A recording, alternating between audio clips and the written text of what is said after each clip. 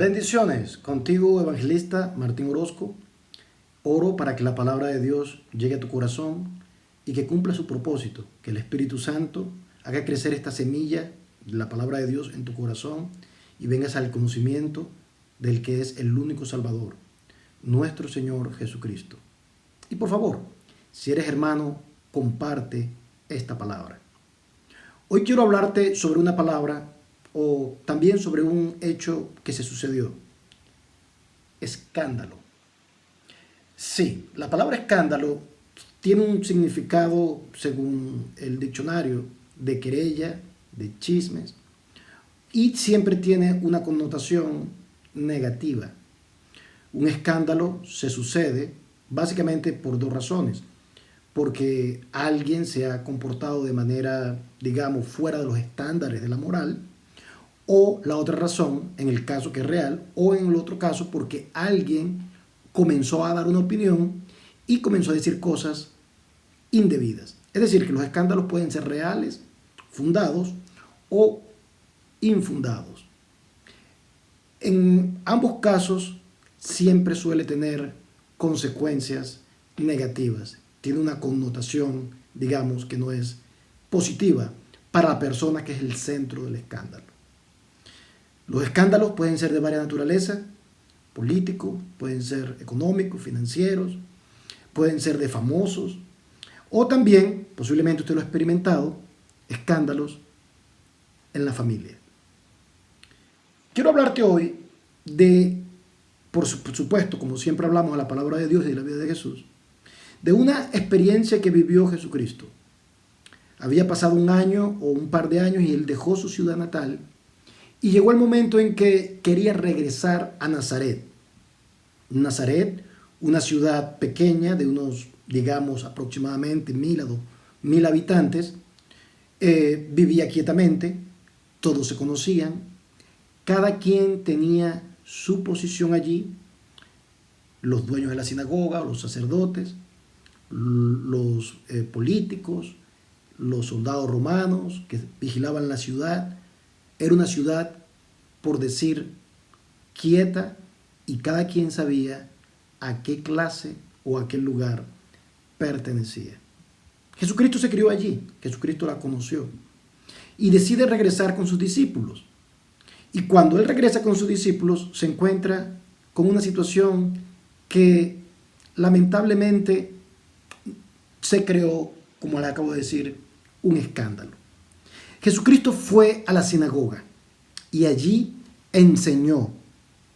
Dice la palabra en Mateo, capítulo 13, versículo 53, aconteció que cuando Jesús terminó estas parábolas, se fue de allí y venido a su tierra, les enseñaba en la sinagoga, de tal manera que se maravillaban y decían, ¿de dónde tiene esta sabiduría y estos milagros? ¿De dónde tiene esta sabiduría y estos milagros?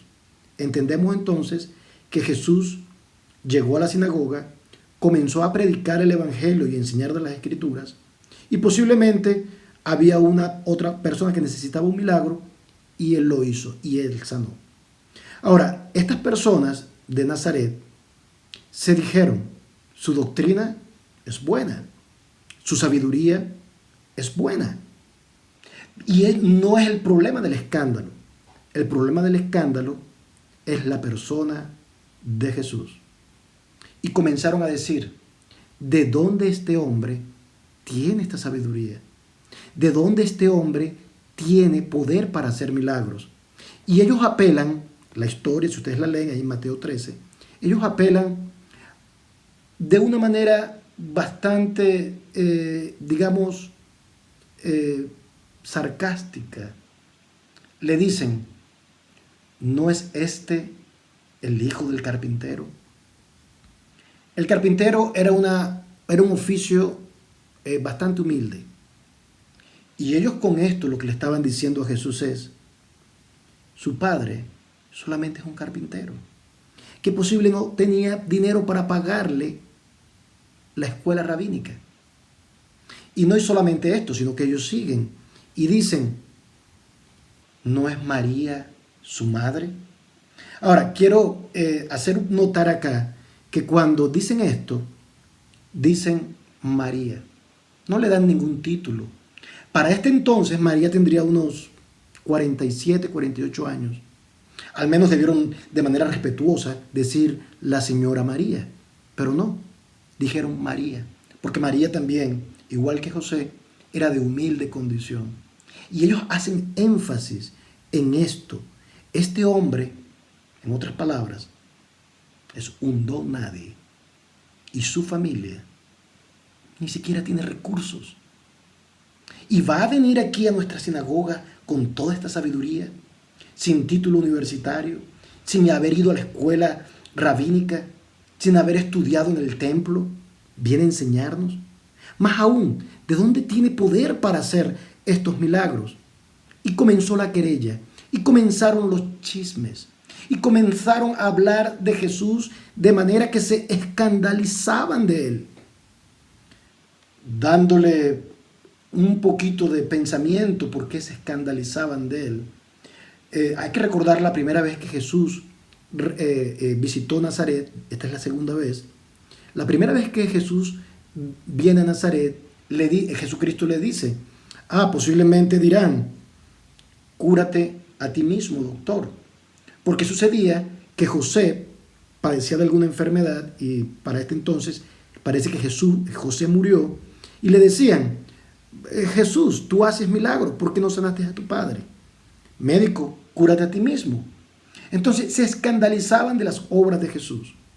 Estaban simplemente en un modo de no aceptar ni la enseñanza, ni los milagros, ni la persona de Jesucristo. Hoy en día, el mundo también se escandaliza de Jesús. Vale la pena preguntarte, ¿te escandalizas tú de Jesús? ¿Cómo ves tú a Jesús? Esta gente veía a Jesús como un hombre normal, incapaz de hacer lo que él estaba haciendo. ¿Miras tú a Jesús así? ¿Lo miras como un simple maestro? ¿Lo miras como alguien dijo, como un perdedor que murió en la cruz? ¿Lo miras simplemente como un hombre que tiene buenas enseñanzas? ¿O lo miras tú como algunos también, como un simple samaritano? ¿Cómo miras tú a Jesús hoy? Se han hecho muchas películas y muchos documentales sobre Jesús, donde exponen muchas cosas fundadas en mentiras. Hoy quiero decirte, Jesucristo dijo, yo soy el camino, yo soy la verdad y yo soy la vida. Si tú crees en Jesús, como dicen las Escrituras, no te escandalizarás de él.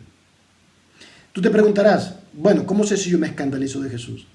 Una pregunta, ¿le hablarías tú a alguien de que Jesucristo es tu Salvador? ¿Pondrías tú a Jesucristo como primero en tu vida, como Señor y Salvador? El Señor dice que el que lo confesare hoy, Él lo confesará delante del Padre. La porción bíblica también dice que Jesucristo no pudo hacer muchos milagros allí por causa de la incredulidad, porque no lo creían y el escándalo lleva a la poca fe. Pero cuando tú escuchas la palabra de Dios, vienes a la fe. Y Jesucristo dijo, porque de tal manera amó Dios al mundo, que ha dado a su Hijo unigénito, para que todo aquel que en él cree no se pierda, mas tenga la vida eterna. No te escandalices de Jesús. Ten fe en Él como tu Señor, como tu Salvador, y Él cumplirá su palabra de darte vida eterna. Dios te bendiga.